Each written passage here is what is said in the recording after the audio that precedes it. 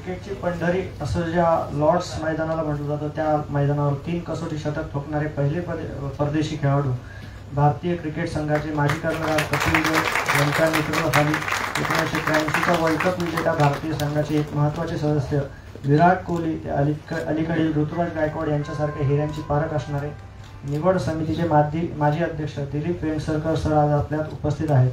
तरी तर सरांची ओळख करून देण्याची गरज नाही. कर्नल या टोपण नावाने ते ओळखले जातात. लॉर्ड ऑफ लॉर्ड्स म्हणून प्रसिद्ध असलेले वेंगसरकर सर भारताकडून 116 कसोटी आणि 129 वनडे सामने खेळले आहेत. कपिल देव यांच्यानंतर ते भारताचे कर्णधारही होते. त्यांचे फलंदाजीची अनोखी शैली होती, त्यामुळे Australia, England, Pakistan, West Indies, श्रीलंकेच्या गोलंदाजांमध्ये त्यांची दहशत होती. या जोरावर कसोटीत त्यांनी 17 शतके ठोकले आहेत. वेंगसरकर सरांनी अर्जुन पुरस्कारासह प्रतिष्ठेच्या पद्मश्री पुरस्कारानेही सन्मानित करण्यात आले आहे. त्यांना BCCIने कर्नल C.K. नायडू जीवन गौरव पुरस्कार देऊन गौरवले आहे. 69 वर्षीय वेंगसरकर सर आजही अनेक तरुण खेळाडूंसाठी प्रेरणास्थान आहे. पुणे शहर पत्रकार संघाचे अध्यक्ष सुनील पाळे सरांना मी विनंती करतो की त्यांनी आपले मनोगत व्यक्त करावे.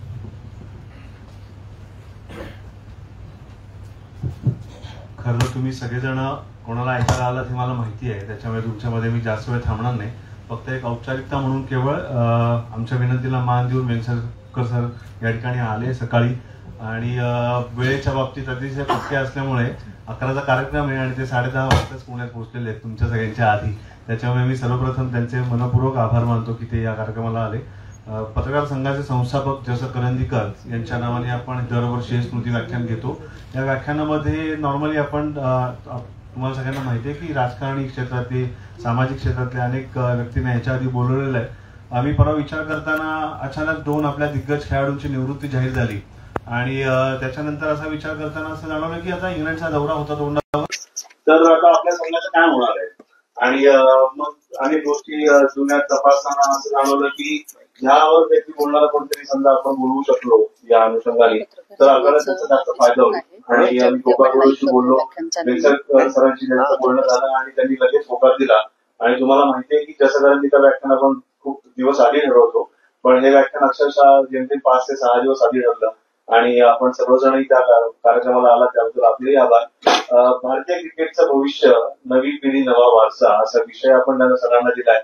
सर त्याच्यावर मार्गदर्शन करतीलच, पण एक छोटीशी फक्त खुणगाट तुम्हाला सांगतो की 2006 ते 2008 या कालावधीमध्ये ते राष्ट्रीय निवड समितीचे अध्यक्ष असताना विराट कोहलीची निवड त्यांनी केलेली होती. आणि त्याच्यानंतरची 15-16 वर्ष विराट कोहलीनी क्रिकेटच्या मैदानावर कशा पद्धतीने गाजवलं, काय त्यांनी नेतृत्व केलं हे आपण सगळं, त्याचं कर्तृत्व आपण सगळं जाणतात. त्याच्यामुळे त्याच्यावर अधिक काही भाष्य करता येणार नाही. पण आता याच्या पुढचं भविष्य अनेक नवीन खेळाडूंना ते खेळगावच्या त्यांच्या अकॅडमीमध्ये घडवतात. त्याच्यामुळे भारतीय क्रिकेटचं भविष्य त्यांच्यापेक्षा वेगळा कोणी जास्त सविस्तरपणे सांगू शकेल असं आम्हाला वाटलं नाही. आणि पत्रकार संघाच्या विनंतीला मान देऊन ते आले, कमीत कमी वेळात त्याबद्दल पुन्हा एकदा आभार व्यक्त करतो आणि थांबतो. धन्यवाद. ज्यांना ऐकण्यासाठी आपण इथं जमलो आहोत त्या सरांना मी विनंती करतो की त्यांनी आपले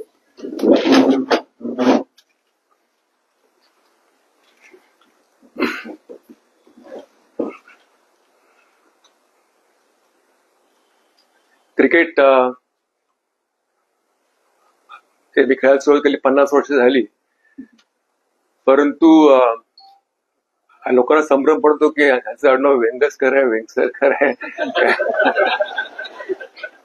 एनिवे, सॉरी आय मीन. पण खूप आनंद झाला आज कारण मी पत्रकार संघामध्ये इकडे आलोय आणि माझी पहिलीच खेप आहे इकडे यायची. मला पुण्यातलं जास्त माहिती नाही, फक्त थेरगाव मधलं फक्त माहिती आहे, कारण एक्सप्रेस वे मधनं मी अकॅडमीवर येतो आणि अकॅडमीनं सरळ परत मुंबईला जातो. परंतु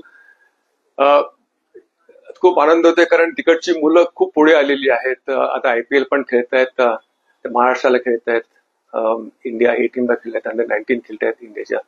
आमचा कॅप्टन पण इंडिया अंडर-19 होता आणि तो तिकडे आमच्या अकॅडमीला थेरगाव मधला होता.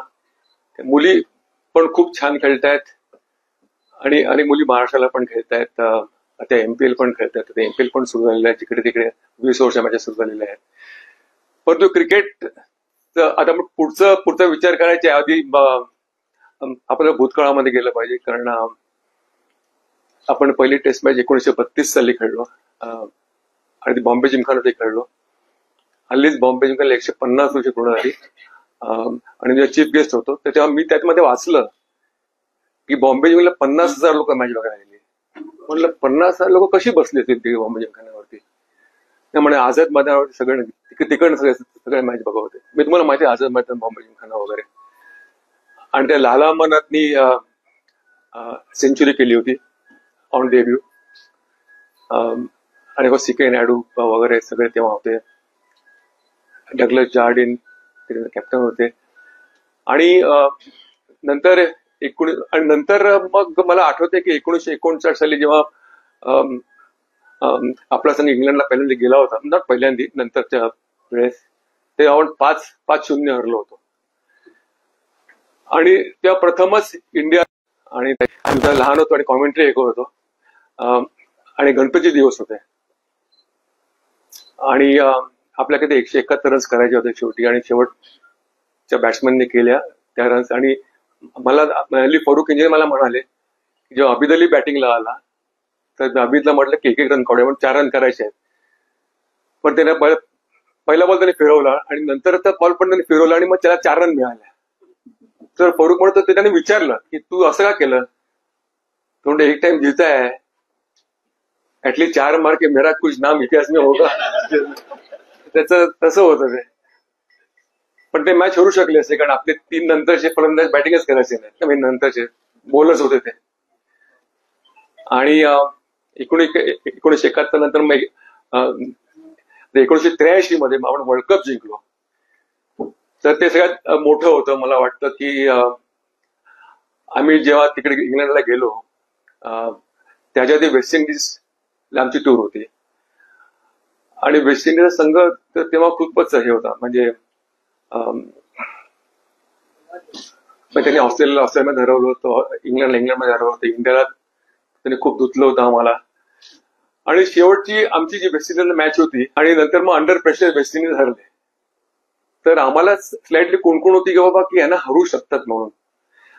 आणि जेव्हा वर्ल्ड कपला आम्ही इंग्लंडला गेलो आणि आमची पहिली मॅच ओल्ड ट्रॅफर्डला होती मँचेस्टरला. तर तेव्हा पहिली बॅटिंग घेतली. त्या सगळ्यांना तर आश्चर्य वाटलं त्यांनी पहिली बॅटिंग घेतली कारण यांच्या 4 फास्ट बॉलर होते त्यांच्याकडे. आणि आम्ही रन्स केले, बोर्डवरती रन्स ठेवल्या आणि मग ती मॅच पहिलीच आम्ही मॅच जिंकलो. आणि तेव्हा ऍक्च्युली तसं होतं की म्हणजे India was a list favourite to win the world cup. असं लिस्ट फेवरेट म्हणजे सगळ्यात एकदम खालती होतं. आणि त्याच्यानंतर मग आम्ही 2-3 मॅच हरलो आणि त्याच्यानंतर झिम्बाब्वेची मॅच होती. त्याच्या आधी वेस्ट इंडिजची आमची परत आणखी एक मॅच झाली ओव्हरला आणि त्यात मला बॉल लागला. आम्ही 260 चेस करत होतो आणि आम्ही 80ला 1 होतो आणि मला बॉल लागला आणि आम्ही हरलो मॅच ती. आणि झिम्बाब्वेच्या मॅचला जे आम्ही 19ला 5 विकेट आमच्या गेल्या होत्या आणि नंतर कपिलने अप्रतिम खेळ केली 175ची आणि नंतर मग त्याने 12 ओव्हर्स टाकल्या. कड्यावर 60 ओव्हरच्या मॅचेस असायच्या आणि आम्ही ती मॅच जिंकलो. आणि त्याच्यानंतर आम्हाला वाटलं की बाबा आता ऑस्ट्रेलिया क्वार्टर फायनलला आता काय होईल. ऑस्ट्रेलियाला मी हरवलं, इंग्लंड आली आणि इंग्लंड फेवरेट होती तेव्हा मला आठवत आहे. आणि इंग्लिश लोकांनी सगळं लॉर्ड्स म्हणजे ते कम्प्लिटली बुक केलं होतं. इंडियाला काय हरवायला त्यांना सोपं होतं असं त्यांचं म्हणणं होतं. आणि मग ते हरले आमच्या अगेन्स्ट आणि मग इंग्लिश तिकीट विकत होते आणि इंडियन तिकीट विकत घेत होते. आणि मला आठवत आहे आमचं हॉटेल लॉर्डच्या बाहेरच होतं. तरी आम्ही ऍक्च्युली आमची मोठी बस होती आणि त्या बसमध्ये आम्ही लॉर्ड्समध्ये यायचो. आतमध्ये बस यायची. तर सकाळी जेव्हा 60 लोक तिकडे आली होती आमच्या हॉटेलवरती आम्हाला तुमच्या बसमध्ये घेऊन चला म्हणून. आम्ही आतमध्ये गेलो की मग आम्ही कुठे जातो म्हणून. आणि आमच्या बाबा हा मित्र तो आला सगळं. आणि आपण मिलिंद पण तेव्हा आला होता तिकडे इंग्लंडला, राजू मेहता बरोबर. तो पण तिकडे मॅचला होता. पण आम्ही जे हॉटेलमध्ये निघालो तेव्हा आमच्या हॉटेलमध्ये 60 लोक होते. आणि जशी आमची आणि ते बघत ते गेट कीपर्स ना एवढी गर्दी कशी यांच्या बसमध्ये. यांची टीम तर 15 लोकांची आहे, 60 लोक कुठून आले. तरी ते काय बोलले नाहीत. आम्ही आतमध्ये गेलो आणि मग ते कुठे गेले आम्हाला नंतर कुठे याचं कळलंच नाही नंतर अशी. आणि नंतर मग तुम्हाला माहिती आहे, मग 183 आम्ही ऑल आउट झालो आणि मग आम्ही मॅच जिंकलो वगैरे. त्याच्यानंतर मग तो गेम एवढा प्रसिद्ध झाला आपला आणि अप्रतिम सगळे खेळले. आणि नंतर लहान लहान मुलं पण खेळायला, शाळेमध्ये खेळायला लागली वगैरे क्रिकेट. आणि नंतर ऑफकोर्स मी जेव्हा इंटर स्कूल टुर्नामेंट खेळायला लागलो तेव्हा मला आठवतं अजूनही बॉम्बे जिंकायला आमची मॅच, आणि बॉम्बे स्कूलचा मी कॅप्टन होतो. आणि तेव्हा 25 ओव्हरच्या मॅचेस झाल्या आणि पटोडीवर सगळे खेळायचे आमच्या जागे, शाळेच्या टीमच्या जागे. आणि ते एवढं क्रिकेट नव्हतं. तर पटोडीला मी कधी बघितलं नव्हतं खेळताना. आम्ही अगदीच लहान होतो आणि मी बॉम्बे स्कूलचा कॅप्टन होतो. आणि त्याने स्टान्स घेतलं, ओपन चेसचे स्टान्स असा त्याचा स्टान्स होता. आणि मी आमच्या बॉलरला म्हटलं, फर्स्टली पण धावत गेलो, तिकडे सांगितलं त्याला, तिकडे पायात आणि पायातनं त्याला बोर्ड काढूया म्हणून. लहान असताना म्हणजे 14 वर्षाचं असताना आम्हाला वाटायचं की मुंबईचे प्लेस काही करू शकतात. आणि ते आमच्या बॉलरने बरोबर त्याला पायात बॉल लागला. म्हणजे पतौडी तेव्हा आपला महान खेळाडू होता, ते आम्हाला वाटलं की ठीक आहे आम्ही त्याला आउट काढतो म्हणून. आणि त्याने बरोबर असा पायात बॉल लागला आणि पतौडीने एका हाताने तो बॉल असा मारलाय ना आणि मिडॉनला बॉल गेला. आम्हाला कळलं नाही कुठे बघावं ना, कारण ते एवढा मोठा महान खेळाडू आणि आम्ही त्याला पाठवून बॉल कव्हर करत होता. आणि हळूहळू मग ऑफकोर्स मुंबईला आम्ही खेळलो आणि इंटर स्कूल, त्याच्यानंतर आम्ही इंडियन स्कूल्स, ते इंटर व्हर्सिटी, इंडियन व्हर्सिटीज कॅप्टन होतो मी. सगळीकडे कप्तानी केली, रन्स केल्या. आणि मुंबई टीममध्ये जवळ 18 वर्ष असताना आलो मी टीममध्ये. आणि तेव्हा आमची टीम म्हणजे एक महारथी सगळे होते. अशोक मंकड, गावस्कर, एकनाथ सोलकर, करसन गावरी, सगळे मोठे प्लेयर सगळे होते. परंतु मला आत्मविश्वास होता की मी ह्यांच्याकडे चांगला खेळू शकतो, हा आत्मविश्वास माझ्याकडे होता. आणि मला आठवतंय, मला वाटतं की पहिल्या मॅचला मला चान्स मिळेल म्हणून माझ्या आता स्कोर बुक दिलं, स्कोरिंग कर म्हणून. आणि अख्खा वर्षभर मी फक्त स्कोरिंग करू नका. मॅचला गेलो की पहिला स्कोर बुक शोधायचं, कुठे स्कोर बुक, ते घेतलं की स्कोरिंग 600ला 3, 500ला 2 असे आमच्या मुंबईच्या अशोक मंकड 200, गावस्कर 200 वगैरे ना आम्ही तेव्हा जिंकलो ते वर्ष. ऑफकोर्स आम्ही तेव्हा प्रत्येक वर्ष जिंकायचोच. आणि नंतर मग नेक्स्ट इराणी कप होती आणि तेव्हा पण मला वाटलं स्कोरिंग करायला लागेल मला म्हणून. पण एकनाथ सोलकरच्या हाताला इंजुरी झाली आणि मग मला चान्स मिळाला. आणि मग तो चान्स म्हणजे मुंबईकर मला चान्स मिळाला की मग सोडत नाही. आणि 100 केले तेव्हा त्या मॅचला. नंतर मग नेक्स्ट इंडियालाच खेळलो मी. पण असा प्रवास सुरू झाला. आणि त्याच्यानंतर आमच्या नंतर 1986 मध्ये आम्ही टेस्ट सिरीज जिंकलो इंग्लंडमध्ये हरवलं. आत्ताच मला कोणी सांगितलं, कोणी मला हे पाठवलं की 1986 मध्ये ह्या दिवशी तू 3rd सेंचुरी केली वाटलं म्हणून, आजच्या दिवशी. आता कसं मला आता हे फोन आहे सगळं आहे, त्याच्यामुळे कोण ना कोणतरी पाठवत असतं या दिवशी तू एवढे केले, या दिवशी एवढे केले वगैरे ना, आपण जिंकलो या वयाला वगैरे. आणि आम्ही जेव्हा क्रिकेटला सुरुवात केली तर क्रिकेटमध्ये पैसाच नव्हता. माझी पहिली टूर जेव्हा होती न्यूझीलंड वेस्ट इंडिजला, ती 4 महिन्याची टूर होती. आणि 4 महिन्यामध्ये आम्ही 7 टेस्ट मॅच खेळलो, 3 अगेन्स्ट न्यूझीलंड आणि 4 अगेन्स्ट वेस्ट इंडिज. आणि ती टूर 4 महिन्याची. आणि त्या 4 महिन्यामध्ये आम्हाला अख्ख्या टूरला 5,000 रुपये मिळाले, 2,500 रात्री 2,500 नंतर. आणि जेव्हा बॉम्बेला आम्ही जेव्हा खेळलो तेव्हा 25 रुपये दिवसाला मिळायचे, एका महिन्याला 100 रुपये. ते जेव्हा मी एका भाषणात सांगितलं तेव्हा म्हणजे फरुख इंजिनियर होते, तर ते फरुख इंजिनियर मला म्हणाले की आम्हाला टेस्ट मॅचला 50 रुपये दिवसाला मिळायचे. आणि एक टेस्ट मॅच 4 दिवस संपत होती, तर मी त्यांना हे पाठवलं, सगळं मेसेज पाठवला की आजची मॅच उद्या घेऊन जाणार, 50 रुपयाला मिळतील म्हणून. तर असे ते दिवस होते. पण तेव्हा आपण क्रिकेटमध्ये म्हणजे हेल्मेट होतं म्हणून हेल्मेट कोणी घातलं नाही, ते पैशाबद्दल कोणी विचार केला नाही. पण हळूहळू ऑफकोर्स एडिशन रिलायन्स कप आपल्याकडे झाला, मार्केटिंग केलं, दालमिया बिंद्रे मार्केटिंग केलं आणि पैसा आला क्रिकेटमध्ये, हळूहळू यायला लागला. 1992 मध्ये त्याच्यानंतर सचिन तेंडुलकर आला, त्याच्या एशिया कप झाला, शारजा कप झाला, शारजाला पण खूप पैसे तिकडे आले आणि अनेक खेळाडू आले त्याच्यामुळे. सचिन, त्याच्यानंतर सेहवाग, अनिल कुंबळे, द्रविड, चांगले चांगले प्लेयर्स पुढे यायला लागले आणि पैसा पण त्याप्रमाणे आला पुढे. आणि मला वाटतं की जेव्हा आपण 2007 साली आपण वर्ल्ड कप जिंकलो, तो फर्स्ट T20 वर्ल्ड कप झाला, साऊथ आफ्रिकेला झाला आणि त्या दोन्हीला मी कप्तान केला. तर तेव्हा ऑफकोर्स त्याच्या आधी टॅलेंट स्पॉटर्स म्हणून बीसीसीआयने एक सुरुवात केली होती आणि मी चेअरमन होतो आणि मी अंडर 14, 16, 19 मॅचेस बघायचो आणि त्यात अनेक प्लेयर्सना बघितलं मी. अनेक प्लेयर्स आम्ही ग्रूम केले एनसीएमए नॅशनल क्रिकेट अकॅडमीमध्ये. त्यात मिलिंद पण वेस्ट झोन चा होता, स्पॉटर होता, त्याने पण खूप मुलांना स्पॉट केलं. आणि त्यात धोनी पण होता, धोनीला आम्ही स्पॉट केला, विराट कोहली म्हणा, त्या रोहित शर्मा, इरफान पठाण, अनेक अनेक अनेक खेळाडू. आणि एनसीए नॅशनल क्रिकेट अकॅडमी मध्ये ना आम्ही घेतले आणि आम्ही त्यांना तिकडे चांगलं ग्रूम केलं आम्ही आणि आमच्या टूर पण तिकडे व्हायच्या. आणि तेव्हा इमर्जिंग प्लेयर्स टुर्नामेंट पण ती असायची, अजूनही आहे ती. त्यात इंडिया, ऑस्ट्रेलिया, न्यूझीलंड आणि साऊथ आफ्रिका भाग घेते. ती ऑस्ट्रेलियामध्ये असते आणि तेव्हा मी ती बघायला गेलो होतो. आपला प्रवीण आमरे म्हणून कोच होता आणि तेव्हा विराट कोहलीला मी अंडर 19 मधनं मी त्याला पिक केला होता स्ट्रेट अवे. कारण इंडिया अंडर 19 जिंकली होती, वर्ल्ड कप जिंकली होती आणि मला वाटतं की विराट घ्यायला पाहिजे, लहान आहे म्हणून मुलगा आणि हे टॅलेंट आहे याच्यामध्ये.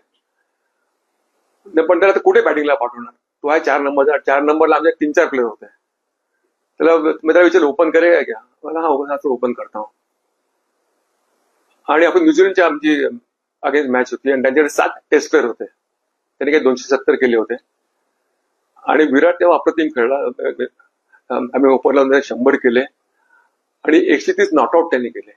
मला सगळ्यात आवडलं की त्यांनी 100 केले आणि विकेट फेकली नाही, परंतु शेवटपर्यंत त्यांनी बॅटिंग केली.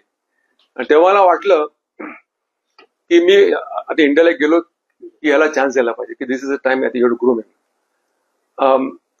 आणि लकीली तेव्हा आमची तो श्रीलंकेबरोबर होती आणि म्हटलं श्रीलंकेला याला पाठवता येईल आपल्याला. आणि मग सगळ्यांना बोलले आम्ही बघितलं नाहीये, आता हीच टीम राहून दे. नाही, मी म्हटलं की ह्याला मी बघितलंय आणि आपल्याला ठेवूया म्हणून. आणि मग नंतर match the rest is history आणि तो खूप छान खेळला. नंतर ऑफकोर्स फिटनेसच्या जोरावरती, फिटनेस हा सगळ्यात महत्वाचा आहे. म्हणजे आमच्या वेळेस फिटनेस कडे कोण लक्ष पण द्यायचं नाही, फक्त बॅटिंग बॉलिंग करायचे, फिल्डिंग ठीक आहे. आम्हाला दिसायचं की ह्याच्यात चांगला फिल्डर कोण आहे आमच्यामधला. आता कळलं ह्याच्यातला वाईट फिल्डर कोण आहे. म्हणजे आता डिफरन्स आहे खरं बघितलं तर, हा फरक आहे, मोठा फरक आहे आणि फिटनेसमुळे आलेला आहे. आणि 1चे 2 रन, 2चे 3 रन, 3चे 4 रन असे खरं असतात. म्हणजे आम्ही 2 रन 2दा काढले की बुडाची नाडी परत लावायचो कारण. तर आणि आता तर तुम्ही बघाल म्हणजे IPL जेव्हा म्हणजे आम्ही जेव्हा टीम 2007ची टीम काढली तर त्यावेळी धोनीला कप्तान केलं. म्हणजे धोनी इव्हन स्टेटचा पण कॅप्टन नव्हता. सगळ्यांना आम्हाला वाटलं की हाच मुलगा ते करू शकतो वगैरे. आणि ह्याच्यामध्ये अग्रेसिव्ह ऍटिट्यूड आहे, ते शांत आहे, त्या क्रिकेट सेन्स चांगला आहे ह्याच्यामध्ये. आणि आम्ही सगळ्यांनी मिळून डिसिजन घेतलं की आम्ही त्याला 2007ला आपण त्याला करायचं कप्तान म्हणून. आणि सगळी यंग टीम घेतली कारण 20 ओव्हरचा फॉर्मॅट आपल्या बोर्डाने ऍक्सेप्ट केला नव्हता शेवटपर्यंत आणि आम्ही 20 ओव्हरची मॅच बघितलीच नव्हती. आणि जेव्हा आम्ही त्याला कप्तान केला तेव्हा आम्हाला वाटलं चांगले करतील म्हणून, कारण सगळी यंग मुलं घेतलेली, फिट मुलं, एनर्जेटिक मुलं घेतलेली आणि आम्ही ते वर्ल्ड कप जिंकलो. तुम्हाला माहिती असेल तेव्हा म्हणजे जास्त बरोबर अर्थ आहे. परंतु त्याच्यानंतर मग आयपीएलची सुरुवात केली तर ती कमाई सुरुवात झाली. प्रत्येक स्टेडियम ऍब्सोल्युटली अजूनही म्हणजे आयपीएल अनेक वर्ष झाली तरी अजूनही ते आयपीएलचं अजून लोकांना आवडते बघायला. ऍक्च्युली इंडियामध्ये पण वर्ल्डमध्ये लोक बघतात, अमेरिकेपासून लोक बघतात जागून वगैरे. असं आयपीएल झालं आणि आयपीएल खूप पैसा पण आणला. Every association almost 80 to 100 crores every year. 35 association आपल्याकडे संलग्न असोसिएशन आहेत, तर प्रत्येकाला 80-100 crore एव्हरी इयर मिळतात. म्हणजे त्याचा असा हेतू आहे की तुम्ही ग्राउंड घ्या, त्याच्यात तुम्ही सुविधा त्यांना सगळ्या त्यांना द्या वगैरे. असं सगळं असताना की लहान राज्यामध्ये लहान ह्याच्यामध्ये पण मुलं तिकडे राहून ते आता इंडियाला खेळू शकतात. आम्ही जेव्हा खेळायचो तर लहान याच्यातली मुलं सगळी याची मुंबईला यायची, महाराष्ट्रामध्ये यायची, इकडे यायची, या बाजूला यायची की त्यांना एक्सपोजर मिळेल, त्यांना एक्सपिरियन्स मिळेल म्हणून. परंतु आता तिकडे राहून त्यावेळी रांचीचा पण कप्तान होऊ शकतो इंडियाचा. आता असं झालेलं ऍक्च्युली. आणि India controls almost 70% of world cricket. म्हणजे समजा भारताने उद्या ठरवलं की पाकिस्तानचं क्रिकेट बंद करायचं, ते उद्या बंद करतील. नाही ऍक्च्युली मला खरं सांगतो तुम्हाला, कारण पाकिस्तानकडे तिकडे काहीच नाही. तर तसं होणार नाही म्हणा. पण इव्हन वर्ल्ड क्रिकेट म्हणजे इंग्लंड, ऑस्ट्रेलिया म्हणा, की तेव्हा ते खूप आपली चालवायचे की बाबा असं व्हायला पाहिजे, तसं व्हायला पाहिजे. परंतु आता Bharat controls the whole thing, India controls the whole thing, which is a great thing. आणि याच्यामध्ये काय आयपीएल पण खेळतात मुलं आणि they along side the best cricketers in the world. आपल्याकडे फुटबॉलची पण टुर्नामेंट असते, ती ISL म्हणून टुर्नामेंट तुम्ही बघितली असणार. पण मी म्हटलं की पुढेच जाऊ शकणार नाही टुर्नामेंट, कारण ह्याच्यामध्ये बेस्ट प्लेयर्स खेळूच शकत नाहीत. म्हणजे खेळतात एकदम यंग खेळतात, तो जो रिटायर्ड ते असे खेळतात. परंतु क्रिकेटमध्ये IPL मध्ये you get the best players in the world. आणि कसं झालंय की आपली जी मुलं जी आहेत तर ते बघतात किंवा एवढा मोठा ग्रेट प्लेअर आहे आणि how he prepares for the inning, how he prepares for the fielding, how he prepares for the match, त्याचे वर्क एथिक्स काय आहेत, असं करून ऍक्च्युली आपली इम्प्रुव्हमेंट एवढी फास्ट झालेली आहे की त्याच्यामुळे आता आपण one of the best team in the world झालेलं, if not the best team in the world. आता ह्याच मी तुम्हाला उदाहरण मुंबईचं देऊ शकतो तुम्हाला. कारण मुंबई आम्ही लहान असताना आंतर क्लब स्पर्धा असायच्या, अजूनही आहेत आमच्याकडे. जातो 125 स्पर्धा आहेत मुंबईमध्ये, 125. आणि आम्ही लहान असताना टेस्ट प्लेयर्स बरोबर खेळायचो, त्यांच्यावर पार्टनरशिप करायचो आणि त्याच्याकडे पटकन शिकता यायचं आम्हाला. आम्ही त्याच्यामुळे इम्प्रुव्हमेंट पटकन व्हायची. तेच IPL मुळे होत आहे. पण मला वाटतं test cricket is ultimate form of cricket असं मला अजूनही वाटतं. आणि ही जी इंग्लंडची टूर आहे ती सगळ्यात महत्वाची टूर आहे, कारण रोहित आणि विराट दोघेही नाही आहेत. आणि आता यंगस्टर्स जे आता आहेत, गिल आहे, जयस्वाल आहे आणि राहुल आहे आणि बाकीचे जे प्लेयर्स आहेत, तर they got a golden opportunity now. आणि मला वाटतं they will grab it with both hands. They will do extremely well in England. Way to back them, that's important. आणि मला वाटतं की पहिल्या 2 टेस्ट मॅचेस ठरवतील की सिरीजचं पुढे काय होणार आहे.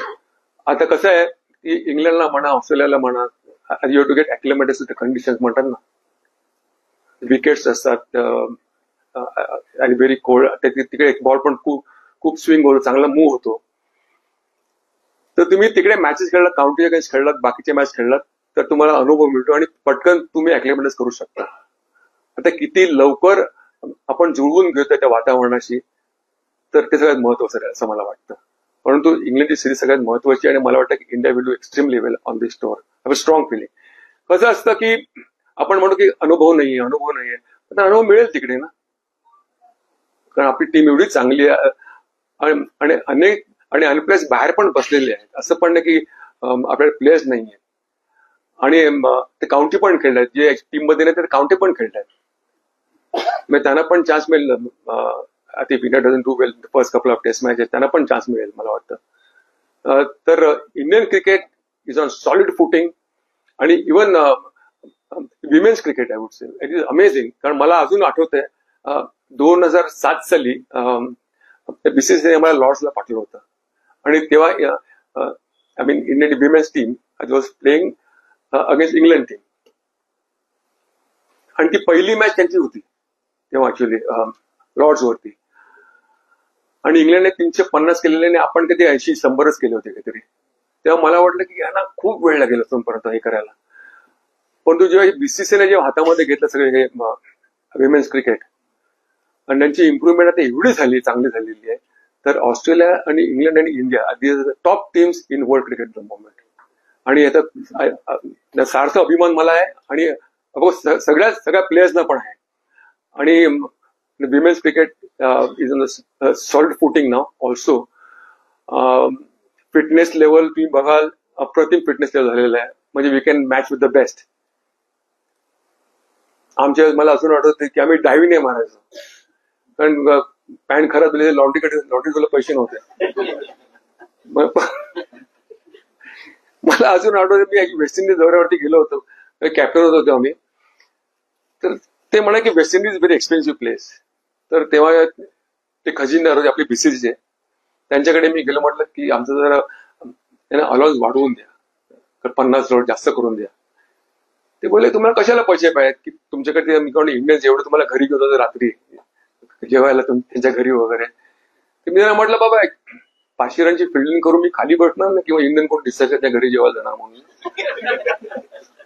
तेव्हाचे दिवस वेगळे होते. आता they so much money in the game and I am so happy. म्हणजे मला खूप आनंद आहे त्याच्याबद्दल. पेन्शन पण मिळतात आता हल्ली सगळ्यांना आणि त्याचा खूप चांगला फायदा ओल्ड क्रिकेटर्स झालाय की ज्यांना की जे खेळले नाहीत तेव्हा, they get good amount of money नाव आणि they are very happy. Widows also get the money. तर ते खूप चांगले बीसीसीआयने कार्य केलेले आहे मला वाटतं. आणि ह्याच्या पुढे मला वाटतं की इंडियन क्रिकेट इज अमेझिंग. मला आठवते अजूनही, तुम्हाला एक सांगतो इन्सिडेंट. 76 साली आम्ही म्हणजे माझी जेव्हा पहिली टूर होती तर तेव्हा आमचा कॅम्प मद्रासला आमचा कॅम्प होता आणि मद्रासला हॉकीची एक टेस्ट मॅच होती तेव्हा हॉकीची, इंडिया वर्सेस मलेशिया. आणि तेव्हा आमची अख्खी इंडियन टीम स्टँड मध्ये बसून आम्ही ती मॅच बघितली. असलाम शेर खान, अजित पाल सिंग, अरुण कुमार वगैरे कोण कोण तेव्हाचे होते मला अजून आठवत आहे. Ashok Kumar. They were so popular, एवढे पॉप्युलर जर 30,000 लोक होती मॅचला तेव्हा. आणि आमची अख्खी इंडियन टीम स्टँड मध्ये बघत होती. तेव्हाचे दिवस आठवतात आणि आता जे दिवस. आता cricket is on to absolute different level, complete different level. आता किती 1000 कोटी त्यांना मिळतात मला माहित नाही एक्झॅक्टली, पण I am so happy with everybody. मला फक्त एकच आठवतं की एवढ्या पैशाने याची खूप लोकांची भूक पण मंदावली क्रिकेटची. That is a very sad state of affairs. मला वाटतं that should not happen. They should not lose the hunger for cricket. की आपल्याला त्यांना माहिती असेल पाहिजे की बाबा या गेमनेच तुम्हाला इथपर्यंत आणलेलं आहे आणि या गेमसाठी काहीतरी करायला पाहिजे. एव्हरी क्रिकेट व्हेरी रिटायर्स तो म्हणतो I want to give something for the game, पण nobody gives anything for the game, which a very sad state of affairs. आणि मला ऍक्च्युली एक सार्थ अभिमान आहे की मी 4 अकॅडमी सुरू केल्या. म्हणजे 1995 साली पहिली अकॅडमी सुरू केली ओव्हल मैदानाची चर्चगेटला, त्या चेंबूरला केली, त्याच्या आपल्या इकडे ह्याला केली थेरगावला, आणि एक पनवेल हल्ली सुरू केलेली आहे. त्याच्यामुळे अनेक मुलांना एक उत्कृष्ट व्यासपीठ मिळालेलं आहे आणि अनेक मुलं आणि एवढी टॅलेंट आहे आपल्याकडे, एवढं टॅलेंट आहे पण त्यांना व्यासपीठ मिळत नाही. आता महाराष्ट्रामध्ये, आता महाराष्ट्राचं जे ह्यूज प्लेस, आता कोण कुठे कोणाच माहित नाहीये. तर त्यासाठी टॅलेंट स्पॉट त्यांनी अपॉइंट करायला पाहिजे आणि कुठे कोण खेळलं त्यांनी बघायला पाहिजे. म्हणजे मुंबईमध्ये कसं असं की इव्हन अंपायर पण विरारला अंपायर सांगतो हा मुलगा चांगला खेळला त्या दिवशी ह्याला घ्या म्हणून टीम मध्ये. तसं महाराष्ट्रामध्ये होत नाही. ते आता कुठे कुठे खेळले त्याचे कोणाच माहित नाहीये. ऑल दिस टुर्नामेंट्स वगैरे तुम्ही खेळता, अनेक टुर्नामेंट्स त्याच्यामध्ये असतात. ते MPL वगैरे ठीक आहे, पण इम्पॉर्टंट रणजी ट्रॉफी फॉर्मॅट म्हणा, इराणी ट्रॉफी, दिलीप ट्रॉफी, हे जे formats are very important formats. तर मला वाटतं की ह्याच्यात जास्त आपण भर दिला तर पुढचे क्रिकेट आपल्याला चांगले मिळतील. कारण कसं आहे की if you are good in longer format then you can play in shorter format. पण if you are good in shorter format that does not mean you can be good in longer format. तर मला वाटतं प्रत्येक खेळाडूने, प्रत्येक कोचने वगैरे आपल्याला सांगायला पाहिजे की बाबा लॉंगर फॉर्मॅट म्हणून.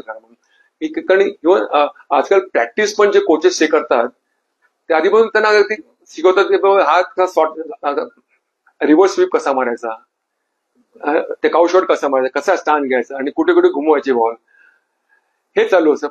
पण तीच मग टेस्ट मॅच मध्ये खेळली की they not the same place. कधी 3 स्लिप, 2 गली असतात, त्या बॉल मूव्ह होत असतो, त्या शॉर्ट पिच बॉलिंग असते, ते तुम्ही कशी हँडल करतात ते सगळ्यात महत्वाचं असतं. परंतु आपल्याकडे अंडर 14, 16, 19, 23 आणि फर्स्ट क्लास क्रिकेट एवढं चांगलं आहे की ह्याच्यामधनं सगळी मुलं येतात आणि ती येत राहतील, आयुष्यभर येत राहतील. आणि NCA पण, नॅशनल क्रिकेट अकॅडमी पण आहे आणि आता एवढा पैसा प्रत्येक असोसिएशनला मिळतोय, त्यांनी पण खूप चांगल्या सुविधा दिलेल्या आहेत मुलांना आणि उत्कृष्ट व्यासपीठ पण दिलेलं आहे. तर मला वाटतं की Indian cricket is on solid footing, they will do extremely well आणि I wish them all the success on the England tour. Thank you.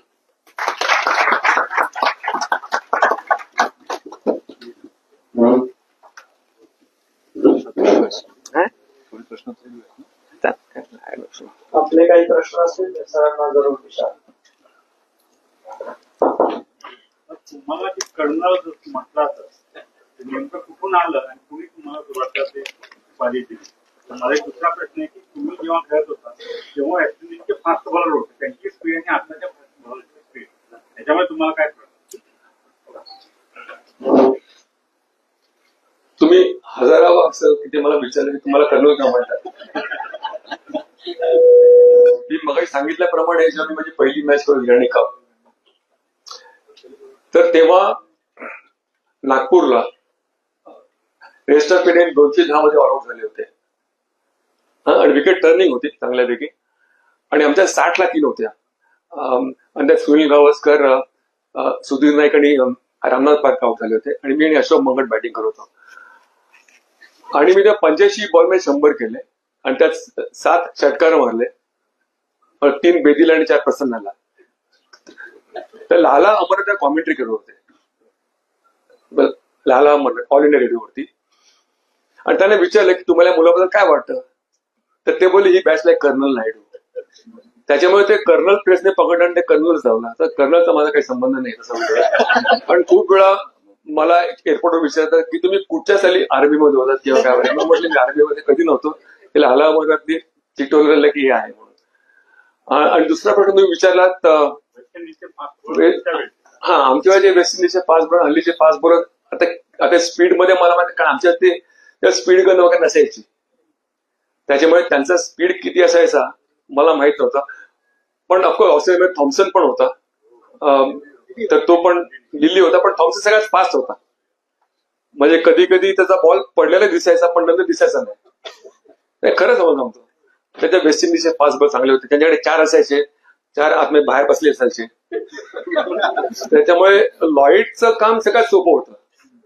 याला 5 ओव्हर दिलं की ह्याला 5 ओव्हर, त्याला 5 ओव्हर, म्हणजे तो 5-5 ओव्हर टाकायला सांगायचा. आणि ऑफकोर्स हल्लीचे पण ऑफकोर्स चांगले आहेत, मी म्हणत नाही. पाकिस्तानचा शोएब अख्तर तो सगळ्यात फास्ट, पण तो फेकायचा. तुम्ही बघाल ते चक्कर, आउटराईट चक्कर. पण अपार्ट फ्रॉम ते चांगले होते फास्ट, आताचे पण चांगले आहेत.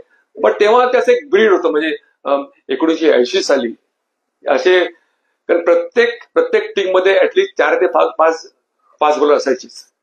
इंग्लंडमध्ये बोथम, ते विलिस होता, ते हेनड्रिक चांगले होते फास्ट बॉलर, लिव्हर होता. पाकिस्तानमध्ये इम्रान, सरफराज, अक्रम, युनिस ते चांगले होते. नाही तो एवढा फास्ट नव्हता सिकंदराबाद, पण चांगला बॉलर होता तो पण. बघा म्हणजे तुम्ही आता सांगितलं की टेस्ट मॅच हा सगळ्या क्रिकेटमधला क्लास प्रकार आहे. पण आता वन डेची संख्या वाढती आहे, IPL सारख्या टुर्नामेंट वाढतात, बिग बॅश वगैरे पण आहेत, UAE टुर्नामेंट आहेत. त्यामुळे टेस्टवरचं जे स्पिरिट आहे प्लेयर्सचं, टेस्ट खेळण्याचं, तिथं कन्सिस्टन्सी दाखवायची, दिवसभर उभं राहायचं, ते कमी होतं असं वाटतं का? कारण आता आपण रिसेंटली न्यूझीलंड विरुद्धची टेस्ट सिरीज फार वाईट आलो होतो. तर आता असं पटकन टेस्ट प्लेअर म्हणून आयडेंटिफाय होतील असे प्लेअरची संख्या कमी व्हायला लागली. हे नक्कीच तुम्ही सांगले, बरोबर बोलताय. कारण कसं आहे की हल्ली तुम्ही inter college match, inter school मॅचला तुम्ही अंडर-19च्या बघा, अंडर-23च्या बघा, किंवा IPLचे ते हे टॅलेंट स्पॉटर्स आले ना की मुलं वरती मला सुरुवात करतात त्यांना इम्प्रेस करायला, which is very wrong thing. कारण तो फॉर्मॅट वेगळा, हा फॉर्मॅट वेगळा, आणि as per the format everybody सुकले. If you to play in all formats of the game, सगळ्या खेळायचं असेल तर पण तुम्हाला फक्त T20 खेळ असेल तर Hardik Pandya type, that is different. पण टेस्ट क्रिकेट मध्ये I think not you are rated because of test cricket. 20 ओव्हरच्या मॅच किती रन्स करताय, ठीक आहे, मी करता चांगलं आहे. आदित्य रहाणे, चेतेश्वर पुजारा यांचे जर आपण एक्झाम्पल्स बघितले, टेस्ट क्रिकेटचा शिक्का बसला, त्यामुळे ते लवकर आउटडेटेड झाले किंवा टीममधून बाहेर फेकले गेले असं. नाही तर अजिंक्य रहाणे पण 20 ओव्हरच्या मॅचेस खेळतोय ना, जो IPL खेळतोय, त्याच्या मुंबईला पण खेळतोय, मुंबईचा कॅप्टन आहे. पण तो कन्सिस्टन्सी असायला पाहिजे प्रत्येक मध्ये, म्हणजे प्रत्येक प्लेअर मध्ये. असं नाही की एका मॅच 100 केले आणि त्याच्यानंतर 4 नंबर्स, असं नाही व्हायला पाहिजे. एक विचारूया. गेम बॅट्समन ओरिएंटेड झालं आहे का, आणि तसं जर असेल तर बॉलर्सचं भवितव्य काय? बॉलरचं भवितव्य ऍटलीस्ट 20 ओव्हरमध्ये अगदी ब्लीक आहे असं मला वाटतं. मला खरं सांगतो, माझ्या अकॅडमीमध्ये एक पेरेंट आला होता आणि मला मी फोन करायचा की माझा लहान मुलगा 10-11 वर्षाचा, त्याला सर तुम्ही बघा, त्याला बघा, अप्रतिम खेळतो. त्याला मी बोलवलं ग्राउंडवरती, मी त्याला विचारलं आणि मी त्या वडिलांना सांगितलं तुम्ही आतमध्ये बसा म्हणून, मी याला बघतो म्हणून. त्याला विचारतो काय करतो, तो बोलला मी काय सर आय बोल लेग स्पिन, टाक म्हटलं. ही बोल्ड व्हेरी वेल आणि आय वॉज इम्प्रेस. म्हटलं मी त्याला विचारलं, त्याने परत बोललो वडिलांना आणि म्हटलं की गुड लेग स्पिनर, तुम्ही याला हे करा म्हणून, सपोर्ट करा. मी सर उसको बॉलर मत बना, उसको बैट्समैन बनना, नहीं तो पूरा लाईफ मार खाते रहेगा. तर अशी स्थिती आलेली आहे ऍक्च्युअली खरं तर बघितलं तर. कारण बॅट्स पण चांगले आहेत, त्याच्यानंतर 60-65 यार्डाची बाउंड्री असते. तुम्ही बघितलं त्या ह्याला तो वैभव सूर्यवंशी, त्याने फिरवले ते एज आले ते पण सीज गेले. बॉलर्सला नियम खूप रिस्ट्रिक्ट करतात का? बॉलर्सवर नियमांचं खूप रेस्ट्रिक्शन आहे. मला बाउंड्री ऍटलीस्ट 70-75 यार्डाची पाहिजे, ऍटलीस्ट स्पिनर्स गॉट चान्सेस, असं मला ते वाटतं. 60 यार्ड तुम्ही बाउंड्री केली तर टॉपेज पण सीज जाते. बॉलर करणार काय? नियमांचं खूप रेस्ट्रिक्शन आहे का बॉलरला? म्हणजे नो बॉल टाकल्यानंतर परत फ्री हिट द्यायची. इव्हन आता हॅडली आणि होल्डिंग म्हणतात ना की आम्हाला हा फॉर्मॅट खेळायला आवडला नसता, कारण ज्या बॉलला मी विकेट काढली तो बॉल त्यांनी मारला असता बाहेर. खेळाडू म्हणून तुमचा सगळ्यात आवडता खेळाडू आणि माणूस म्हणून तुमचं सगळ्यात आवडता दैवत कोणतं? नाही पण खूप चांगले क्रिकेटर्स नाही. ऍक्च्युअली व्ही ब्रिजेस मला बॅटिंग करायला खूप आवडायचा. त्याच्यानंतर आधी ओपनिंगमध्ये Sunil Gavaskar was the best opener अजूनपर्यंत असं मला वाटतं, is the best. Sachin Tendulkar outstanding cricketer, amazing player. पण व्ही ब्रिजेस by far I thought was the best player. Sir आता आपण इंग्लंड दौऱ्यावर आहोत आणि टेस्टमध्ये आता खेळासाठीची निवड झाली नाहीये, तर आता ज्या फॉर्म मध्ये आहे ते पाहता त्याच्यात निवड व्हायला पाहिजे होती, तर त्याच्यावर अन्याय झालाय का असं वाटतं का? श्रेयसला घ्यायला पाहिजे असं मला तरी वाटतं. त्याच्यानंतर सरफराजला पण घ्यायला पाहिजे असं मला वाटतं. परंतु आता अगरकर आहे, त्याच्यानंतर गंभीर तिकडे आहेत, तर त्याने सगळ्यांना बाकीच्यांना पण बघितलेलं आहे. तर मला वाटतं की सांगता येत नाही त्याला. परत त्याला मी कालच भेटलो श्रेयस अय्यरला, मी त्याला म्हटलं की तू फिट रहना, फॉर्म में रहना, you never know, you might be called for the England tour. सांगता येत नाही क्रिकेटमध्ये काय होईल. क्रिकेटचं भविष्य शुभमन गिलच्या हातात व्यवस्थित राहील का वाटतं? हो, का नाही, कारण ते चांगला प्लेअर आहे, चांगला कॅप्टन पण आहे. नाही, पण ही टूर सगळ्यात महत्वाची आहे, कारण इंग्लंडची टूर आहे आणि इंग्लंडचा पण संघ असा मोठा संघ नाहीये. आपली टीम खूप चांगली आहे, त्याला मला वाटतं आपली टीम खूप सक्षम आहे आणि आपण त्याला बॅक करायला पाहिजे. यंग आणि गिल वगैरे आता 5-6 वर्षांनी खेळतात इंटरनॅशनल क्रिकेट, असं नाही की आताच खेळतात. तर माझा एक प्रश्न आहे की महाराष्ट्राचे चंदू बोर्डे साहेब सोडले तर कुठल्याही प्लेअरला टेस्ट क्रिकेटमध्ये सिलेक्शन झालेलं नाही. याचं मेन कारण काय तुमच्या दृष्टीने? नाही, अवघड नाहीये. कसं आहे माहिती, तुम्हाला एक सांगतो. मुंबई आणि महाराष्ट्रामध्ये हा एक फरक आहे. मुंबईमध्ये असा कोण चांगला दिसला ना सगळे एक्साइट होतात, अरे काय टॅलेंट आहे, काय खेळतो, याला पुढे ग्रूम करा, याला ग्रूम करा. महाराष्ट्रामध्ये टॅलेंट दिसला ना की अरे बाबा हा चांगलाच खेळतोय रे. हे आता तुम्ही समजून घ्या तुम्ही काय म्हणाल. त्याचं उदाहरण आपल्या मिलिंद गुंजाळ बसलेले आहे. मला वाटलं की 86 साली ते आलेच आहे आमच्या बरोबर, पण ते नाही आले. आमच्या मित्राचं त्यावेळेस नुकसान झालं. इव्हन महाराष्ट्रामध्ये श्रीकांत कल्याणी होता अलॉंग विथ मिलिंद. मला वाटतं श्रीकांत कल्याणी माझ्या अंडर रेस्ट ऑफ इंडियाला 165 केले होते अगेन्स्ट दिल्ली. मी 125 केले, श्रीकांत 165 केले आणि मी दिल्लीला इनिंग्स नाही हरवलं होतं इराण ट्रॉफीला. आणि ऑफकोर्स त्यांचा संघ अप्रतिम संघ होता, अमरनाथ वगैरे सगळे तेव्हा खेळ होते. अझीम खान म्हणून लेफ्ट स्पिनर होता सोलापूरचा, त्याने 6 विकेट काढल्या होत्या. तो नंतर गेलाच नाही. तो विचार ना. मला असं नेहमी वाटतं की ओव्हरऑल भारतीय प्रेक्षकांनी आणि सर्व प्रकारच्या मीडियाने आपल्याला थोडं कमी महत्व दिलं. आपली कारकीर्द आणि आपल्याला जेवढी रिकग्निशन मिळायला हवी होती तेवढी मिळाली नाही. जसं द्रविडचं तेंडुलकरच्या इमेज खाली दाखवून गेला तसे आपण गावस्करच्या इमेज खाली दाखवून गेला. माझी प्रामाणिक इच्छा आहे की आपल्याही नावाचा स्टँड वानखेडेवर तुमचं नाव लागावं.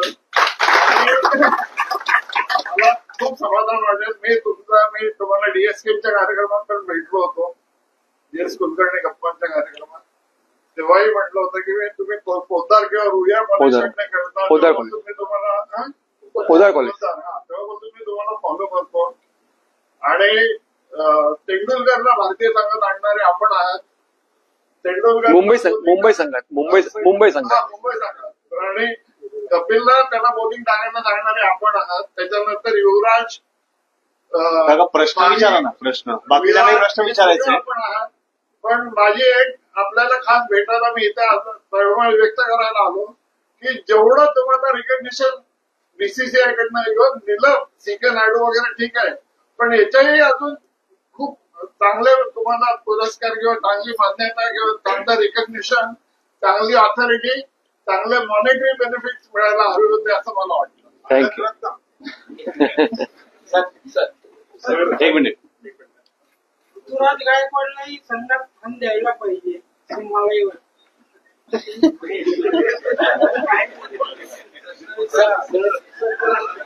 आपण प्रत्येक देशाच्या फास्ट बॉलरचे नावं घेतली, तर मला खूप उत्सुकता आहे की आपल्याला खेळण्यास कठीण असा फास्ट बॉलर कोण इंडियामध्ये नाही. इंडियामध्ये मी सांगेन Pandurang Savarkar was the fastest bowler of दिस.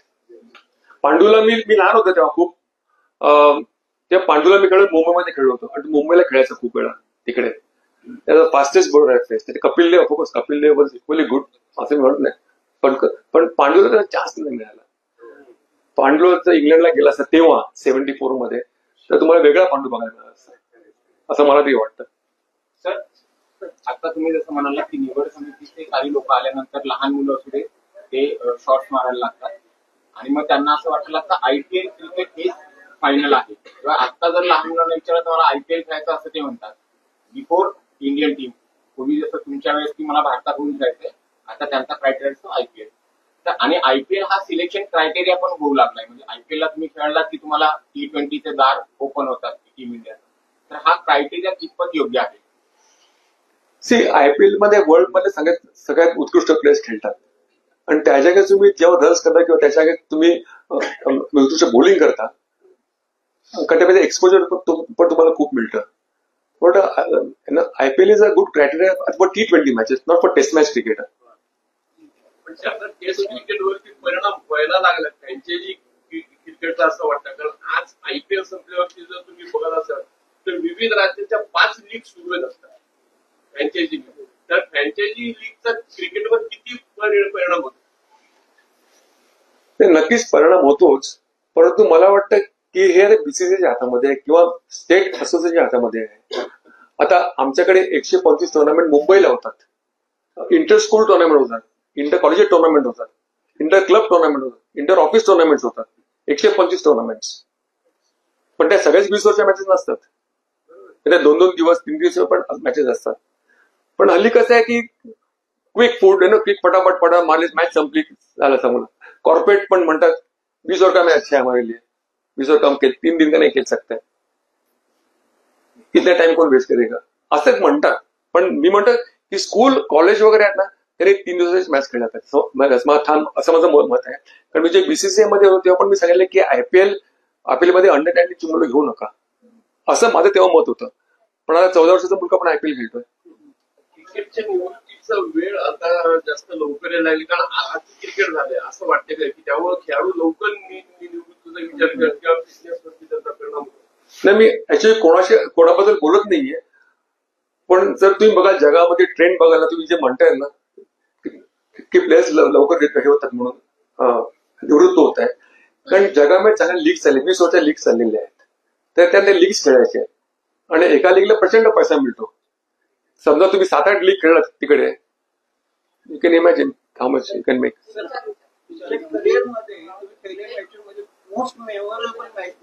कुठच्या तुमची मेमोरेबल मॅच करिअरमध्ये? खूप डिफिकल्ट आहे, कारण मला वाटतं लॉर्ड्सला 86 ला आपण जिंकलो ना, ती बहुतेक मेमोरेबल मॅच असेल. कारण एवढं फर्स्ट टाइम इंडियामध्ये टेस्ट मॅच आहेत लॉर्ड्स आणि मॅच जिंकणं हे सगळ्यात महत्वाचं असतं.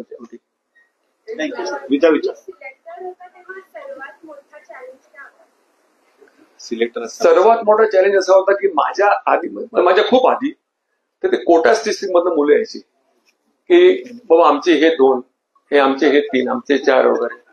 ते मी बंद केलं आणि मी म्हटलं सगळे बेस्ट टीम आपण इंडियाची टीम काढतोय, आपण इंडिया सिलेक्टेड राहावं, आपण इंडियाचे प्लेयर्स घ्यायचे. म्हणून बाकीचे एवढे प्लेयर्स जे आले पुढे आले, कारण विराट कोहली 1 मॅच खेळल्यानंतर आला, बाकीचे सगळे प्लेयर्स जेवढे आले ते सगळे तसे आलेले आहेत. चेयरमैन थे हम लोग BCCI वगैरह कवर करने थे तो आपने 2 किस्से सुनाए थे. तो ये धोनी कैसे कैप्टन बना? Rahul Dravid South Africa tour पे थे, उन्होंने फोन पे वीडियोग्राफर से मना किया कि मैं कैप्टन नहीं बनेगा, मैं फिट नहीं पा रहा हूँ. तो आपने बोला फिर कौन बनेगा? तो आपने सचिन और सौरव भी नहीं खेलना चाहिए, मैंने कहा फिट नहीं है, धोनी को एटलीस्ट बनाना चाहिए क्योंकि विराट दूसरा फॉर्म में था. वो थोड़ा सा बताइए आप कि कैसे धोनी बने. और दूसरा रोहित शर्मा फुल फॉर्म में था उसमें अंडर-19 में, तो आपने बोला नहीं इसको 1 साल और अभी इसको मौका नहीं देंगे, फिर रणजी में 1 साल और अच्छा खेलेगा फिर हम इसको मौका देंगे. फिर 1 साल उसको मौका मिला, वो बड़ा गेम चेंजर बना. वो 2 चीजें थोड़ा सा बताइए लोगों को. सर याला जोडून एक प्रश्न आहे की धोनीची निवड झाली कॅप्टन म्हणून, तेव्हा युवराज सिंग सुद्धा फॉर्म मध्ये होता, त्याच्यावरती अन्य दलाल सुद्धा वाटत नाही का त्यावेळेस कॅप्टन निवड T20 साठी 2007च्या वर्ल्ड कपला? नाही, बरोबर आहे. आणि तेव्हा दोन्ही स्टेटचा पण कॅप्टन नव्हता. तेव्हा युवराज सिंग तेव्हा इंजर्ड झाला. ते खो खो खेळत होते मॅचच्या आधी आणि त्याने खो म्हटल्यानंतर पटकन उठला आणि त्याची नी गेली आणि त्याला 1 ते 2 वर्षाला त्याला लागली नंतर परत यायला. त्याच्यामुळे युवराजचा चान्स सुटला. युवराज होऊ शकला असता, मी म्हणत नाही की झाला असता म्हणून, होऊ शकला असता. परंतु धोनीला आम्ही कप्तानी केली कारण त्याचा अप्रोच टू द गेम, त्याचा ऍटिट्यूड आणि the way is to handle the entire thing, तर आम्हाला इम्प्रेसिव्ह वाटला तो. आणि तेव्हा तो स्टेटचा पण कप्तान नव्हता. तेव्हा मी बाकीच्यांना विचारलं की हा कसा मुलगा आहे म्हणून, तर तो म्हणला की good thinker of the game, तुम्ही त्याला बघा म्हणून ऍज अ कॅप्टन. तर जेव्हा राहुल द्रविड बोलला की मी कप्तानी करणार नाही म्हणून, आम्ही इंग्लंडला हरवल्यानंतर मग तो आमच्यावर एक पेच होता की बाबा कोणाला कप्तान करायचं म्हणून. तर सगळ्यांना बोलले की धोनीला करा म्हणून, धोनीला करायचं. तेव्हा ऑस्ट्रेलियाची आमची टूर होती ऑस्ट्रेलियाची, तेव्हा धोनीला करा म्हणून आणि सगळे प्लेयर्स म्हणाले. पण सिलेक्शन कमिटीने ते बोलले की नाही अनिल कुंबळे करूया, कारण Australia is a tough tour आणि तिकडची प्रेस पण खूप अग्रेसिव्ह प्रेस असते, तर आपण कुठे एक्सपिरियन्स करूया आणि रिस्पेक्टेड वाईडली. तेव्हा मी अनिल कुंबळेला कॅप्टन केलं आणि नंतर मग धोनीला वर्ल्ड कपला केला. विराट त्याच्या निवृत्तीचा विचार करेल असं वाटतं का तुम्हाला? आता मला वाटत नाही, आता खूप लेट झालं. मला वाटतं की तेव्हा त्याला आधीच सांगायला पाहिजे बाबा ही तू टूर खेळ आणि मग रिटायर हो म्हणून, पण तसं झालं नाही. तर झालं त्याला अनेक कारण असेल मला वाटतं, मी ती शोधली नाहीत मी कारण, परंतु मला वाटतं की ह्या टूरला त्यांनी खेळायला पाहिजे होता.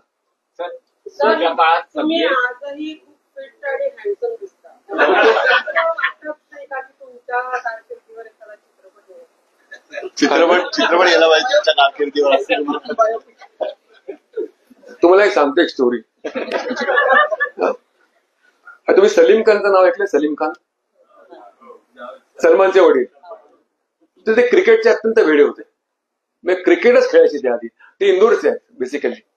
ते मला सांगावले की इतना क्रिकेट खेलता था मैं, लेकिन एक सलीम दुरानी खेलने को है और मैं उनको देखा आणि मी क्रिकेट सोडून दिलं. ये लेवल पर मी नहीं जा सकते कभी भी लाईफ में. तसं मी जेव्हा सुनील गावस्कर आणि संदीप पटेल पिक्चर मध्ये काम करताना बघितलं, मी तो नादच सोडून दिला. म्हटलं या लेवल आपण ऍक्टिंग करू शकत नाही. तुमच्यावर बायोपिक झाला तर आवडेल का तुम्हाला? आवडेल ना, का नाही आवडेल.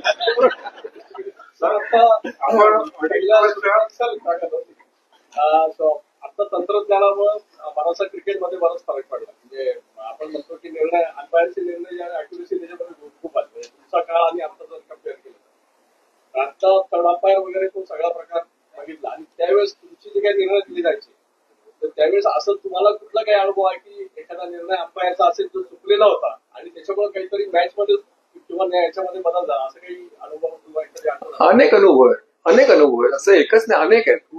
आणि पाकिस्तान टूरला तर अनेक येतात. ऑस्ट्रेलिया आयपीएलच्या नंतर गेली 10-15 वर्षात प्रत्येक देशाने आपली लीग काढलेली, त्याच्यामुळे इंटरनॅशनल क्रिकेटवरती परिणाम होताना आपल्याला दिसतं की टेस्ट मॅचेसची संख्या पहिले 4-5 टेस्ट मॅचेसची सिरीज असायची, आता 2 ते 3 टेस्ट मॅचेस असतात. वन डे क्रिकेट पण लास्ट आपण 5 वन डेची सिरीज 2019 मध्ये खेळलो. इथनं पुढची 10-15 वर्ष इंटरनॅशनल क्रिकेटचं सिनारिओ कसं असेल, इंटरनॅशनल क्रिकेट कितपत टिकेल आणि फ्रँचाइज क्रिकेट कसं टेक ओव्हर करू शकतात इंटरनॅशनल क्रिकेट? आता इंटरनॅशनल क्रिकेट किती टिकेल मला माहित नाही, परंतु टिकायला पाहिजे. कारण टेस्ट क्रिकेट संपलं तर क्रिकेट संपेल असं मला तरी वाटतं. आणि तुम्ही जरी आता इंग्लंडमध्ये गेलात, आता सिरीजला गेलात ना, ते इंग्लंडच्या 5ही टेस्ट मॅच फुल हाऊस आहेत. ऑस्ट्रेलियामध्ये मी गेलात फुल हाऊस असतात. तर इंडियामध्ये 10,000 लोक फक्त असतात, 10 ते 20 मॅक्सिमम टेस्ट मॅचला. पण इंग्लंडमध्ये गेलात, इंग्लंडचे लोक फक्त टेस्ट मॅच बघतात, ऑस्ट्रेलियाचे लोक टेस्ट मॅच बघतात. आता इव्हन 20 वर्षाच्या मॅचला पण तिथे कोण जात नाही. तुम्ही लॉर्ड्सला गेलात 20 वर्षाच्या मॅचला, मग सगळं एमटी दिसत. पण टेस्ट मॅचला गेलात तर सकाळी 10 वाजल्यापासून ते असतात, लाईनीत उभी असतात लोक. ते प्रेक्षकांवरती आहे की त्यांना क्रिकेट काय बघायचं आहे, कुठचा क्रिकेट बघायचा आहे. कारण test match cricket is ultimate form of cricket. Skill level, mental toughness सगळं तो त्यातून दिसतं. आणि every station is important. Every station खालीवर होतं, ते T20 मध्ये नाही ना. T20 मध्ये बनी तो अब्दुल घनी. तुमच्या काळात प्रत्येक प्लेअर काउंटी क्रिकेट खेळत होता, आता ते प्रमाण ऑलमोस्ट कमी झालेलं आहे. चेतेश्वर पुजारा त्यांना या लीग मध्ये खेळण्याचा वेळ मिळत नाही. त्यावरही जेव्हा आपण ऑस्ट्रेलिया किंवा इंग्लंडमध्ये जातो त्यावेळेस मग सराव सामनेही कमी असतात. एखाद सराव सामना करून लगेच कसोटी सुरू होतं. या सर्वांचा परिणामही होतो कसोटीवर? नक्की होतो. कारण ऑस्ट्रेलियामध्ये कसं बाउन्सी विकेट्स असतात, तर त्याला जुळवून घेणं महत्वाचं असतं. तर तुम्ही जेव्हा स्टेट गेम्स खेळता, बाकीचे गेम्स तुम्ही खेळता, तर तुम्हाला तेवढे ऍटलीस्ट तुम्हाला चान्स मिळतो खेळायला तिकडे. इंग्लंडमध्ये सुद्धा इंग्लंड बॉल आपले मूव्ह होतात खूप वेळा, आणि you to spend time in the middle if you to do well. England आणि आता कसं आहे की आता मॅचेस टुर्नामेंट्स एवढं झालेले आहेत, IPL आहे, बाकीच्या टुर्नामेंट झालेले आहेत, आणखी एक फॉर्मॅट झालेला आहे. त्याच्यामुळे त्यांना बाकीच्या मॅचेस खेळायला त्यांना वेळच मिळत नाही. म्हणून मी BCCI वेळेस म्हटलेलं Irani trophy, Duleep trophy should be played in the month of September. South बँगलोरमध्ये पाऊस नसतो तिकडे, आणि सगळ्या प्लेयर्सने मॅन्डेटरी करायला पाहिजे की तुम्ही म्हणजे ह्या टुर्नामेंट खेळा. की बागचे रमण केलं बाबा की हा कसा बुमराला कसा फेस करतोय आपल्याला कळेल ना. नाही तर म्हणतात जंगल में मोहन चकीच नाही देगा, 200 करतात बाहेरच्या ठिकाणी कोणते हेच दखलच घेत नाही. It's very unfortunate. विचार क्रिकेटमध्ये नवीन नवीन टॅलेंट यायला लागलाय, तर प्रत्येक खेळाडूला स्वतःला टीम मध्ये टिकवून ठेवण्यासाठी काय करायला पाहिजे असं तुम्ही मार्गदर्शन कराल. आणि अजून एक प्रत्येक आई वडिलांना वाटतं की क्रिकेट खेळतो तर आपला मुलगा टेंडुलकरच राहायला पाहिजे, त्या दृष्टीने तुम्ही काय सजेस्ट कराल. मेंटल ऍस्पेक्ट नाही, ऍक्च्युली फॉर्म आणि फिटनेस सगळ्यात महत्वाचं आहे. आणि जर कन्सिस्टन्सी असेल तुमच्याकडे ना त्या लेवलला तर तुम्ही टिकून राहू शकता. आता एक छोटं उदाहरण तुम्हाला देतो.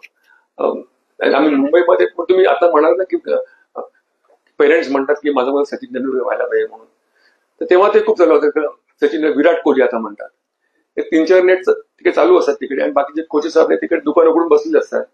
असे पेरेंट्सला विचारतात मेरे लड़के सचिन तेंदुलकर बनाना, ते सब 4 साल लगेगा, 4 साल आना पडेगा यहाँ पे. आणि तो असतो एक 7-8 वर्षाचा मुलगा.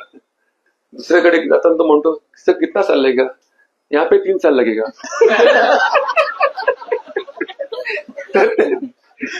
तो म्हणतो नाही हम जल्दी से करेगा. नंतर म्हणतात देखो हम कोचिंग है लेकिन उसके बाद उसके ऊपर है कैसा खेलेगा वो.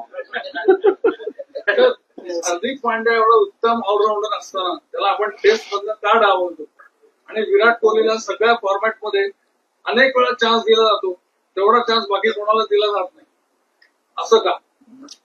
नाही तर हार्दिक पांड्या स्वतःनेच सांगितलं मी खेळला नाही म्हणून. तो बोलला की माझी बॉडी 4 ओव्हर फक्त हे करू शकते, माझी बॉडी 20 ओव्हरची नाही आहे, तो मी इंजर्ड होईल. तो बोलला 4 ओव्हर मला ठीक आहेत. असे खूपसे खेळाडू आहेत ते सांगते की बाबा मी पण 4 ओव्हर फक्त हे करू शकतो, 20 ओव्हर टाकू शकत नाही दिवसाचे. म्हणून म्हटलं टेस्ट क्रिकेट इज अल्टिमेट म्हणतात मी, 20 ओव्हर दिवसात तुम्हाला टाकायला लागतात. सर एक डकवर्थ लुईस सारखे विचित्र नियम का बदललेले होत नाही? बीसीसीआयच्या सॉरी आयसीसीवर अनिल कुंबळे सारखे हुशार बुद्धिमान लोक असून, गावस्कर सारखे लोक असून डकवर्थ लुईस सारखे विचित्र नियम का नाही बदलले जात? की एक बॉल मध्ये 22 रन ऑस्ट्रेलियाच्या वर्ल्ड कप मध्ये साऊथ आफ्रिकेला टार्गेट दिलं, किंवा इतर अनेक मॅचेस मध्ये अशी उदाहरणं दिसतात. साधा हिशोब असतो, या ओव्हरमध्ये त्या टीमचे किती रन झाले, किती विकेट गेला, आणि दुसऱ्या टीमचे किती रन झाले, किती विकेट गेला, तो विनर ठरवा. इतकी साधी गोष्ट कॉम्प्लिकेटेड कशाला करायची? हा नियम आयसीसीच्या पर्यंत बदलला का नाही जात? नाही आता तिकडे जाऊन जयशाला विचारलं लागणार. शेवटचे 2 प्रश्न घेऊया. तुम्ही खेळायचा मोस्टली टेस्ट क्रिकेट पूर्वीच्या काळात, नंतर वन डे पाहतात, तेव्हा हे सुपला शॉट वगैरे हे तुम्ही कधी अजून केले होते? मी स्वीप मारायला घाबरायचो. स्वीप मारताना बॉल भिजला, आउट दिला तेवढं काय खराब शॉट मला नव्हता झाला म्हणून. आता रिव्हर्स स्वीप वगैरे तेव्हा आमच्या कॅनिमनी पण नव्हते, वरचे कपर कट आणि ते कुठे काय सुपला टाकलं, हेलिकॉप्टर शॉट वगैरे. शर्मिला टागोर पटौडी किंवा आतापर्यंत विराट अनुष्कापर्यंत आपण बॉलिवूडशी संबंध क्रिकेटचा हे करतो, त्याचा फायदा होतो का तोटा होतो बॉलिवूड? आता डिपेंड ना, प्रत्येकावरती अवलंबून आहे. कारण कसं आहे की ब्रँडिंग आणि असं खूप असतं, त्यांना ऍडव्हर्टाइजमेंट खूप मिळतात. समजा दोघे मिळाले एकाच त्याच्यामध्ये तर बेटर ना. क्रिकेट हा जो खेळ आहे तो क्रिकेट खेळ अजूनही खूप थोडे लोक खेळतात, म्हणजे थोडे देश खेळतात, तर ते वाढले पाहिजेत का असं वाटतं? म्हणजे हा क्रिकेट हा खेळ एवढा फेमस आहे, जसं फुटबॉल सारखं झालं पाहिजे. तर आता इंडियन हे जे आहे क्रिकेटची असोसिएशन ती खूप स्ट्रॉंग आहे, तर ती स्ट्रॉंग टीम इतर देशांना काही असे जास्त प्रोत्साहन देत नाहीत का, देऊ शकणार नाहीत का, की अजूनही देशांनी इतर खेळावं असं काही होऊ शकतं का? कारण चांगले क्रिकेट जर खेळले भरपूर तर अजून क्रिकेट फेमस होईल फुटबॉल सारखं. नाही कसं आहे की आयसीसीला आता जवळ 85 देश चालवत नाहीत. तुम्हाला माहिती नसेल, तुम्ही ज्या प्रश्न विचारला तर ग्रीस, फ्रान्स, इटली ते पण खेळतात क्रिकेट आता, आणि ते 20 ओव्हरच्या मॅच खेळतात, किंवा 10 ओव्हरच्या मॅचेस किंवा 20 ओव्हरच्या मॅचेस. 5 दिवसाच्या मॅच ते खेळणार नाहीत, पण ते 20 ओव्हरच्या मॅच जगामध्ये खेळतात, सगळीकडे खेळतात, पण ते 20 ओव्हरच्या मॅचचाच प्रसार झालेला आहे आता. एक शेवटचा प्रश्न सर, तुम्ही यंगस्टर्सना काय ऍडवाइस देऊ शकाल की म्हणजे पुढे जाण्यासाठी? आता मी 17 वर्षाचा आहे, तर काय ऍडवाइस देऊ शकाल? ऍडवाइस मी देऊ शकेन की देतो शॉर्टकट फॉर सक्सेस. आधी यू टू वर्क हार्ड. कारण सगळ्यांना बघतात की बाबा ह्या क्लब सिलेक्टर कोण आहे, हा क्लबचा पदाधिकारी किती इन्फ्लुएन्शियल आहे, मला चान्स मिळेल की नाही, हा विचार करायचा नाही. आपण रस करायच्या, विकेट्स काढायच्या आणि एव्हरी मॅच कन्सिस्टन्सी ठेवायला पाहिजे. तसं असेल तर then you can be picked. तसं म्हणतात ना की you to take pride in your performance, you to take pride in represent your team, and you take pride in winning the matches. कळलं काय? मॅच विनर सगळ्यात महत्वाचं असतं. How you win the match. समजा आपले 80 फेस करायचे आणि आपल्याला 30ला 5 विकेट आहेत आणि तू बॅटिंग करतोयस आणि तू मॅच जिंकून देतोस, तो खरा प्लेयर आहे. आखिरी सवाल मेरा है कि अभी क्रिकेट में सिर्फ बैट्समैन या बॉलर बन के काम नहीं चलना, आपको ऑलराउंडर बनना पड़ेगा, तो टीम में मौका मिलता है. तो आपके हिसाब से कपिल जो आपके समय में थे बेस्ट ऑलराउंडर, क्या अभी तक कपिल का कोई ये मिला क्या विकल्प या अभी आने वाले? ये सवाल कपिल को पूछा था तो कपिल ने जवाब दिया, बोला कि माय mother is 80 years old and my father is no more, तो दे काढ द्या कपिल दे.